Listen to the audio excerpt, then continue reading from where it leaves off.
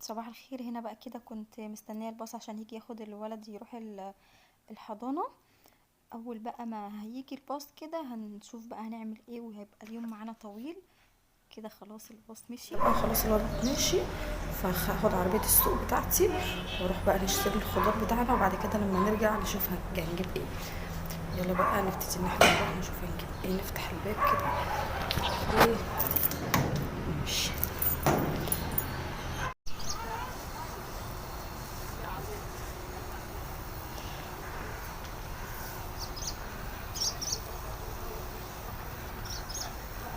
امسك كده.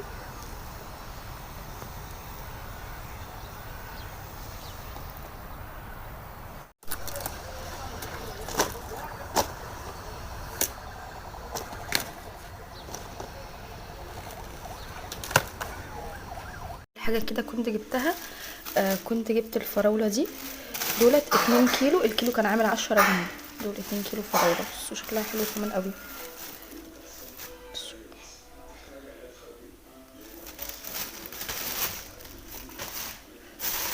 جبت فلفل احمر على الفلفل اللي هو الحامي ده.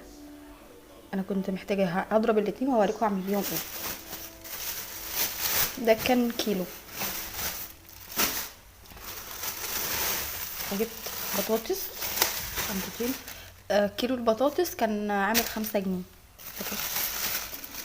هو قال تحمير، بس لسه بقى هنحمر وهنشوف اذا كان التحمير ولا لا. هما الشنطتين دول. تعالوا بقى نشوف احنا جايبين ايه تاني. استنوا.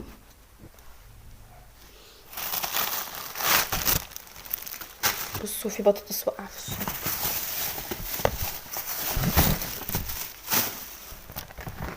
طب بصوا هطلع الحاجه من الشنطه وارجع لكم. بصوا جبت ايه.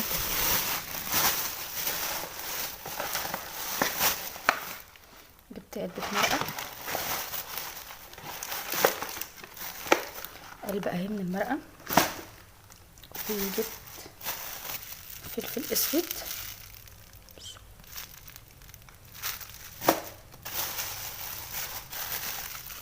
توم بودرة وبصل بودرة. توم ده ب5 وده ب5. والفلفل ده برضو ب5. جبت كمان فلفل من اللي هو ده الناشف.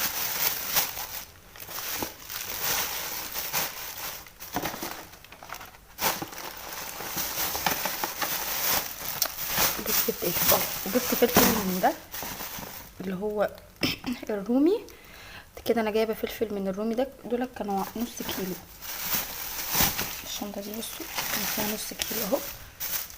يعني انا كده جايبه نص من ده وكيلو حامي على احمر، يعني كيلو ونص فلفل.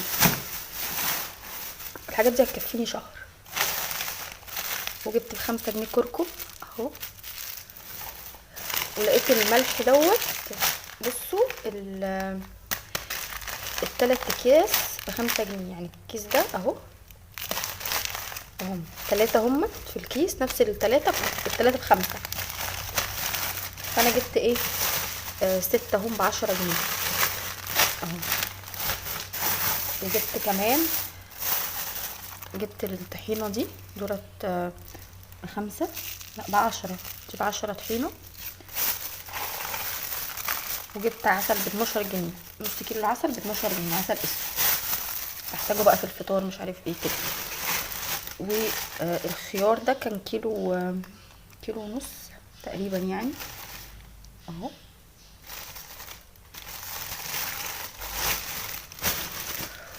جبت كمان اسيتون. كان في واحد تاني استنى نجيبه اهو. جبت الاسيتون ده. جبت الاتنين دولت بالواحد يعني دي ب5 جنيه. انا كنت محتاجاه فرحت جبت الاتنين يعني 5 جنيه الواحد. وجبت الطماطم اهي. جبت الشنطة دي كده فيها كانوا 3 كيلو او 4 تقريبا. هما ب20 جنيه. ب20. القوطة طبعا غالية كل حاجة بقت غالية. جبت شنطة ليمون. شنطة ليمون. بس شكله حلو كمان. اهو بصوا. بس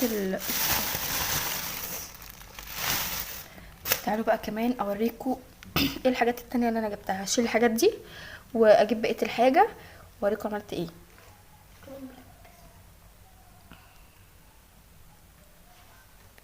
بقى الحاجات التانية اللي اتجابت، شكارة الرز دي كانت عاملة 150 جنيه دي.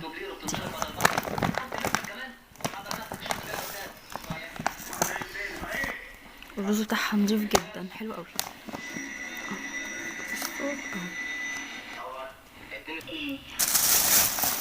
اهو كمان بص حاطه السكر ده.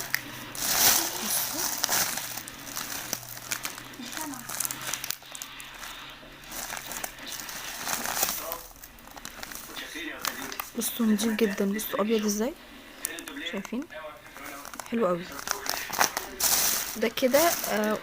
بصوا في هنا 4 وأز واحد يبقوا 5 اكياس. 5 اكياس.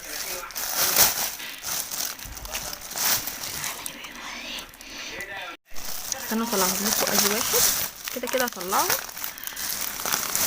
دي 2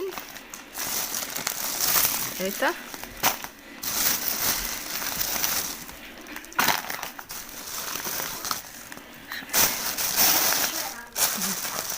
5 اكياس من دول 5. بس انا اقولكم كان بكام الواحد. استنوا هو عامل 20 جنيه.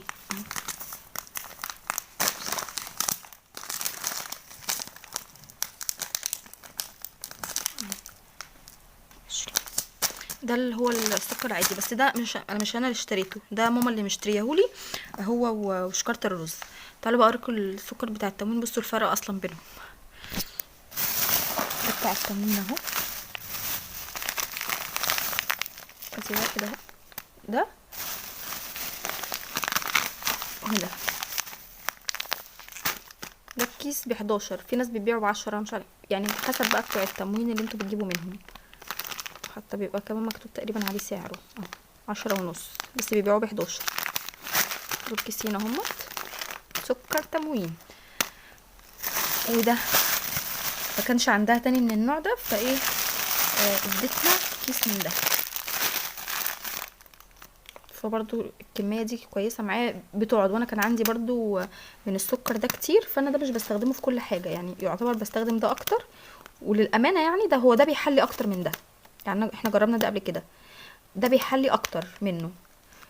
بس تعالوا بقى نشوف الحاجات اللي انا جبتها تاني. طبعا جبت مكرونات وكده، بس كانت مقفوله في اكياس سودا فمش هتشوفوا حاجه، فاهميني؟ هندخل الحاجات دي ونرتب ضرفه الخزين، وبعد كده بقى نشوف هنكمل الفيديو ازاي وهنعمل ايه النهارده. النهارده طحن يعني. يلا بقى بينا تعالوا نشوف هنعمل ايه. النور كده وسايبه الليمون يغلي. تعالوا اوريكم بقى كمان بعمل ايه. جيت هنا كده وحطيت الفلفل الاحمر اللي انا كنت جايباه موريهولكم، وحطيت كمان معاه فلفل من الاخضر دوت الحامي، وحطيت شويه ملح وهنضربهم. وتعالوا بقى هنشوف هنكمل هنعمل بيهم ايه.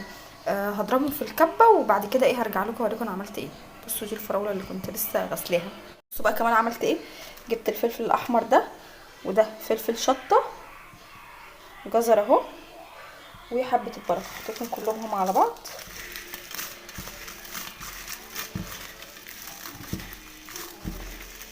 هنشوف بقى هنعمل ايه واحنا بنحط في البرطمانات، بس بعد ما الحاجه تخلص.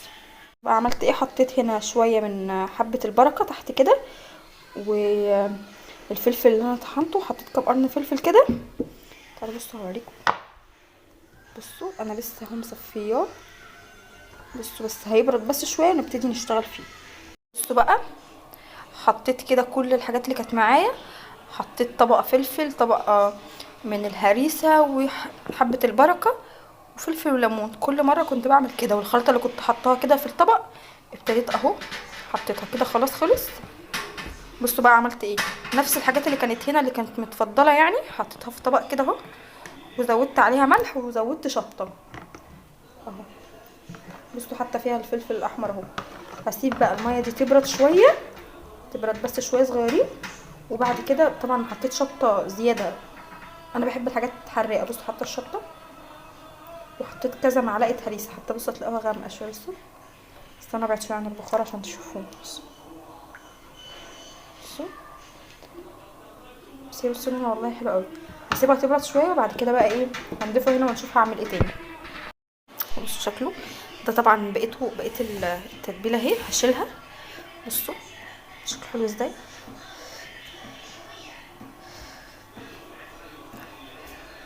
استحاله يعفن او يحصل له اي حاجه من الحاجات اللي بسمع عنها دي، ان هو ممكن يعفن، ممكن يحصل له حاجه.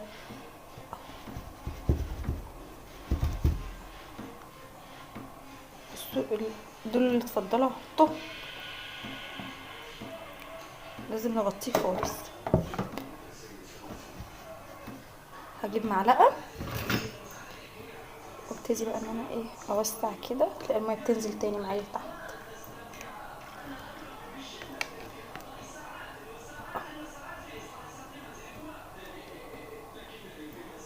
واقول لكم كمان مش هيعفن ليه. مش هيعفن لانه في كميه شطه رهيبه وفي فلفل، فاستحاله يعمل الريم الابيض اللي بيبقى على الوش والحاجات اللي بتبقى غريبه وناس كتير ما بتحبش تعمل مخللات في البيت عشان بتقولك عشان الريم الابيض. مع ان على فكره لو انت جبتيه من عند حد بتاع مخللات او كده اصلا هو بيسيبه يعفن وبينضفه هو بطريقته، بيبقى فيه بلاوي، بس يعني ده انضف في البيت. هنضف بقى الحاجات دي وهبتدي ان انا اغطيه. وقبل ما اغطيه احط هنا الاول على الوش كده حاجه بلاستيك، كيس بلاستيك هنا، واروح مغطياه بقى واسيبه بقى في مكان ما فيش حد هيقعد يرج ويهزه، ومش هنفتحه دلوقتي خالص. ولما نفتحه طبعا هوريهولكم احنا كان عامل ازاي. تعالوا بقى نكمل بقيه اليوم الطويل اللي ورانا. بصوا ادي الكرنب اهوت كده كنت بسلقه. انا تقريبا سلقت الكميه كلها اللي كانت معايا. هخلص كده هنحطها في ميه اهوت. بصوا البوتاجاز بقى منظره عامل ازاي، والميه هي اللي كانت بتنزل من هنا. بصوا اتبهدل خالص. طبعا هخلص كده خالص وهوريكم كمان في كام كيس كده انا حطيته في الفريزر، ودولت لسه بقى عماله اسلق. هو الماتش طويل يعني، كانوا 12 كرنبايه، فعماله بقى اسلق فيهم كده واقطع. اول كده ما اخلص خالص هوريكم بقى ايه عملنا ايه.